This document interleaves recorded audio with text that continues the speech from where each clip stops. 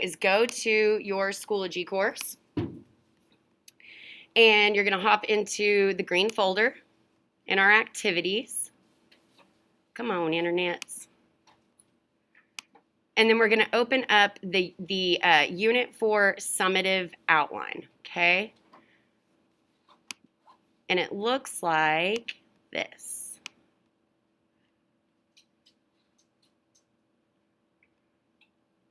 So it was in our folder here, in our green folder, that Unit 4 Summative outline.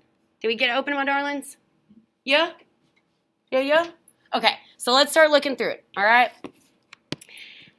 We've got our writing prompt, and our writing prompt is the exact same writing prompt that we worked for CFA 1 and CFA 2, okay? So remember, in CFA 1, you found the article, and it was all about, this is what they say in the article in regard to the American dream focus that you chose. So whether it be wealth, status, aka being famous, education, good morning, love, or consumerism, you've already made that choice, yeah? So paragraph 1, 4.1 was about this what they say in that article. Paragraph 2 was about this what I say in the article. Paragraph 3 that we're going to start working on in this outline is going to be Fitzgerald says. And we're going to pick one character from the novel to demonstrate what Fitzgerald says.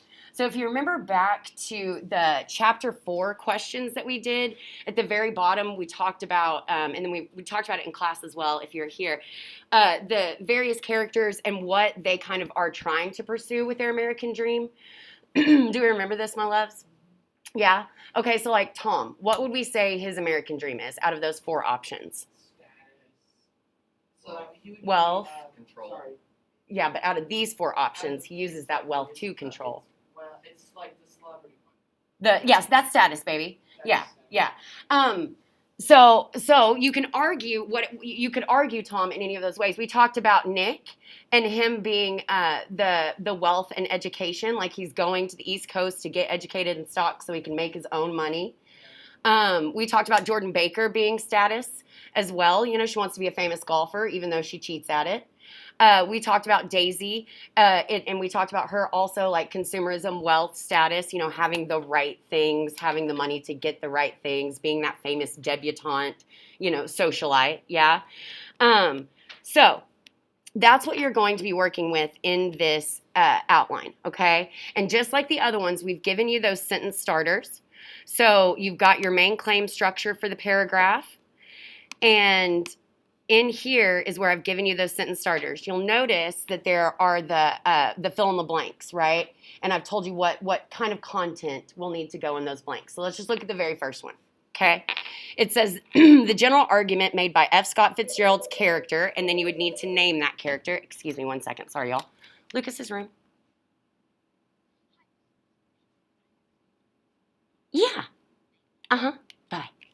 Say, Tony, run to the counselor's office real quick. Okay, yeah. Okay, so it says the general argument made by F. Scott Fitzgerald's character, and then you'll have to name that character. So you would say like Nick Carraway, Tom Buchanan, Daisy Buchanan, Jordan Baker, whomever it is. Okay, you could also use Wilson if you wanted, or you could use Myrtle. Okay, depending on how you want to argue it, it's up to you, my loves. It's your adventure. In his work, The Great Gatsby, notice that I've got it italicized. That is the container because it's our novel. Is that pursuing the American dream of, and then you would in here insert whatever that was that you've been working with in your CFAs. So if yours was about education, you know, the article you found, then that's the character you would want to focus on, yeah? The one that's pursuing education or wealth or consumerism or status, whatever it was that you chose from those articles. Cool? Will or will not corrupt a person. Again, that's about what you've decided already in the I say, if it corrupts a person pursuing that type of dream. And then you're going to say, I either agree or disagree, again, depending on if you think it corrupts, with the author because, and then you're going to give an overview of your reasoning for why you agree, and then you're finished with that first main claim. What questions do we have about that part, my loves? Do y'all already have a character in mind that you want to focus on? Good. Yeah, that's what I was going to say. Is that right now? Will you please put away your phone for me, darling? What I was going to say right now is I want y'all to make sure that you're starting to think about that character you want to focus on, and then you can start pulling up your notes and looking for text evidence. Yeah, we've got page numbers, we've got text evidence, so that we can go back and incorporate text from, or sorry, excuse me, quotes from the text later on when it's asking. Okay, so. Let's look at sentence 2. It says, more specifically, Fitzgerald argues that, and then you're going to paraphrase your understanding of how the character you chose demonstrates your focus. Okay? Whether it be wealth, status, education, consumerism, whatever. Okay? So far, so good. How we doing? Yeah? All right. Let's keep trucking then. By all means, stop me if it's, if we need to. Okay? So then the next one says, this becomes evident when, and then you're going to name your character. So like when Myrtle states, and then in here, you'll include the text evidence. You'll include the text evidence with, or where your character is proving that thing. Yeah? So either a quote from them actually saying something, or it might be a quote from maybe Nick's narrative about that person. That's totally fine as well. Just make sure that if like, you don't want to say like, when Myrtle states and then quote from Nick. So you would do something like, when Nick discusses Myrtle, and then you would put the description in there instead. Does that make sense? Okay. Because he is our narrator. Do we have any questions about this sentence, my loves? Please look. I've also shown you and reminded you how that parenthetical citation needs to be.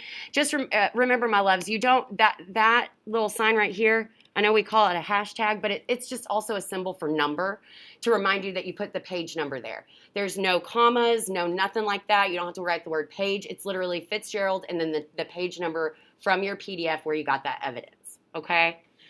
All right, so the next one says, in this passage, you'll again name your character, is suggesting, and then you're going to explain how the quote from up here is proving this main, this main claim that you started with, and how it's going back to that very first thing that your opinion, whether you agree or you disagree, it's going to prove all of that, okay? That's what your commentary should be doing here, okay?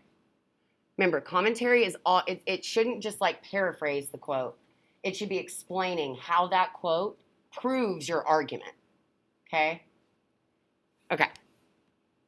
So then we've got, in this, you could either say in this scene or in this situation, whatever. You can also not use that language at all. Remember, it's just a guide. You don't have to abide by it. You just want to make sure you get that content in there, okay? So in this situation, and then you'd name your character, demonstrates, you're going to paraphrase the event, situation, or scene with the character, okay? So you can have direct quotes from your character, and then you are going to need to talk about a situation your character is in, proving either the corruption or no corruption in their pursuit, okay? Are y'all with me? Does that make sense? Yeah? We got any questions so far? Say that again, baby. Oh yeah, isn't this a reading day? No, it's Tuesday, baby. I thought, when does that start? After spring break, honey. Okay. I'll have to double check that, baby. I don't remember. Do we have any questions about this, though? No? No so far? Okay. So the last thing in this paragraph that you're going to be working on today, and then we'll go and do the introduction and conclusion last. When I write anything, my loves, the last things that I write are my intro and my conclusion, okay? So we'll save those for later. We'll focus on this today. And then the last sentence for your character paragraph will be, in my view, Fitzgerald is, and then you'll say if you think he's right or wrong, because, again, name your character, pursues the dream of, name whatever it is, yeah, is or is not corrupted by, okay? Are y'all with me? Yeah? Okay. So this is what our goal is for today, is to be doing this outline, completing this top portion of the outline, and then I'd like for us tomorrow to go over introduction and conclusion stuff, okay? Are we good? All right. Let me stop this little recording here.